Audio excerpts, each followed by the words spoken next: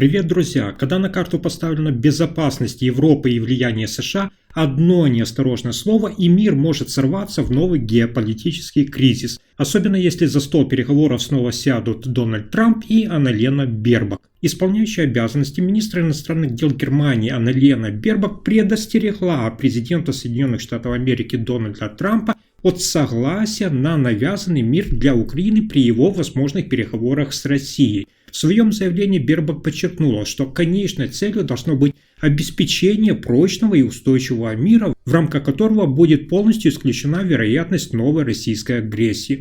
Бербок прибыла на датский остров Борнхольм, где проходила встреча глав внешнеполитических ведомств стран Северной и Балтийской Европы, а также представителей Польши и Франции. В своем выступлении министр подчеркнула, что Борнхольм – это особое место, где можно буквально физически ощутить тесные связи между людьми, экономиками и демократическими системами, которые объединяют жизненно важное Балтийское море. Однако, как добавила Бербок, одновременно с этим здесь также особенно остро ощущается, насколько значительно усилилась ситуация гибридных угроз. Она сообщила, что подводные кабели были преднамеренно повреждены, линии передачи данных обрезаны, а электрокабели подверглись атакам. Бербок также выразила серьезную обеспокоенность тем, что российский теневой флот представляет не только источник пополнения военной казны Кремля, но также несет непосредственную угрозу безопасности и окружающей среде в регионе Северного и Балтийского морей. По ее словам, это требует немедленной международной реакции и долгосрочного подхода. Министр Бербок также отметила, что данные гибридные атаки являются еще одним ярким доказательством того, что президент России Владимир Путин делает ставку не на сотрудничество, а на дальнейшую эскалацию и агрессию. В этой связи, по мнению Бербок, укрепление сотрудничества в Балтийском регионе следует рассматривать не просто как политический жест, а как важнейшее вложение в коллективную безопасность и защиту демократических ценностей. Также министр иностранных дел Германии Анна-Лена Бербок во вторник вновь ясно дала понять, что скандальный газопровод «Северный поток» не должен быть возвращен в эксплуатацию. Даже если начнет обсуждаться возможное перемирие в Украине, это не должно служить поводом для возобновления поставок российского газа. Цитата. «Не запускать «Северный поток-2» – это лучшая форма самозащиты», твердо заявила Бербок журналистам во время встречи с министрами иностранных дел северных и балтийских стран. Она особо подчеркнула: «Сплоченность Европейского Союза – это наша страховка жизни, и об этом всегда нужно помнить». С момента российского вторжения в Украину, произошедшего более 3 лет назад, Германия сделала решительный шаг в сторону отказа от энергетической зависимости от России. Газопровод «Северный поток», соединяющий Германию и Россию напрямую по дну Балтийского моря, был поврежден в результате таинственных взрывов в 2022 году. В свою очередь, более сомнительный и спорный проект «Северный поток-2» так и не получил разрешения на запуск от германских властей.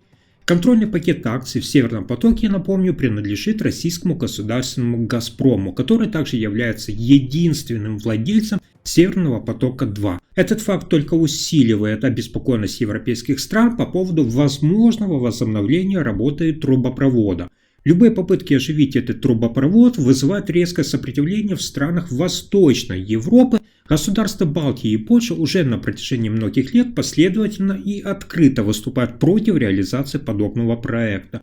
По их мнению, Москва рассматривает энергоресурсы не только как источник дохода, но и как стратегический рычаг для политического давления и влияния на другие страны. Эти опасения были подтверждены в последние годы и не потеряли своей актуальности. Интерес к теме возобновления импорта российского газа усилился на фоне публикаций в западных СМИ.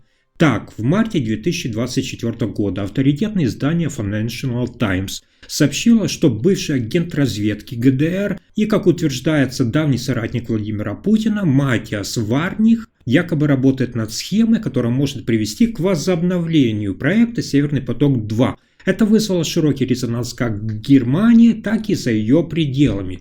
Кроме того, немецкий таблоид Bild опубликовал информацию о том, что Ричард Гренел, это бывший посол США в Германии и специальный посланник при администрации Дональда Трампа, неофициально посетил Швейцарию, предположительно в рамках переговоров, именно связанных с газопроводом. Однако и Варнин, и Гренел категорически отвергли эти обвинения, заявив, что не имеют отношения к обсуждаемым процессам. В свою очередь Анна-Лена Бербак напомнила, что целый ряд стран Европейского Союза задолго до войны предупреждали Германию. Такие инфраструктурные проекты, как Северный поток-2, нельзя рассматривать исключительно с экономической точки зрения. Цитата: «Это также инструмент геополитического давления», подчеркнула она. В условиях, когда, по ее словам, Владимир Путин превратил газ в оружие, Германия, по мнению Бербак, обязана действовать на упреждение, инвестировать не в ископаемое топливо, а в развитие возобновляемой энергии, которая укрепит независимость и безопасность страны и Европы в целом.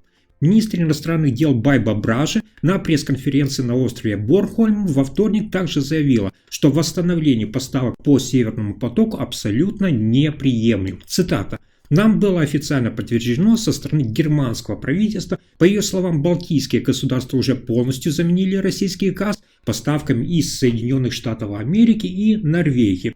Министр иностранных дел Польши Радислав Сикорский также подтвердил свою принципиальную позицию против этого проекта. Он рассказал, что на прошлой неделе обсудил данный вопрос с госсекретарем США Марко Рубио. Цитата: «Я не стану раскрывать, что именно он мне ответил, но я считаю, что мы не должны забывать, каждый кубометр метана, поступающий в Европу из России, вытесняет такой же кубометр американского газа», заявил Сикорский на той же пресс-конференции. И это тоже нужно учитывать при принятии решений.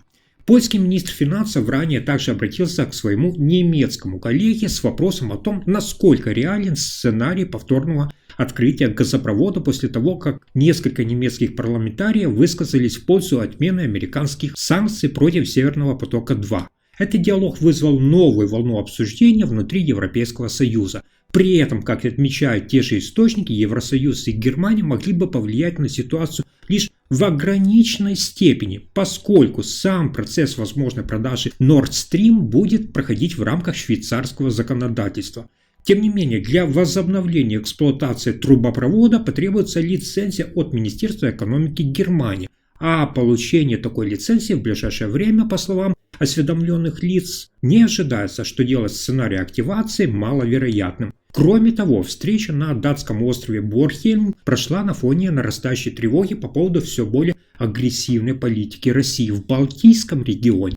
В последнее время произошло несколько инцидентов. Были повреждены подводные кабели связи, а также зафиксированы корабли так называемого теневого флота России. Это вызывает особое беспокойство, учитывая, что оба газопровода Nord Stream, которые подверглись саботажу в сентябре 2022 года, находятся всего в 24 километрах, это примерно 15 миль к юго-востоку от Борнхольма. Хочу здесь отметить, что именно эта встреча, вероятнее всего, стала последней зарубежной поездки Анны-Лены Бербак на посту министра иностранных дел Германии. Как я вам рассказывал, в понедельник будущий канцлер-лидер ХДС Фридрих Мерц предложил кандидатуру консервативного депутата Йохана Вадефуля на пост главы внешнеполитического ведомства.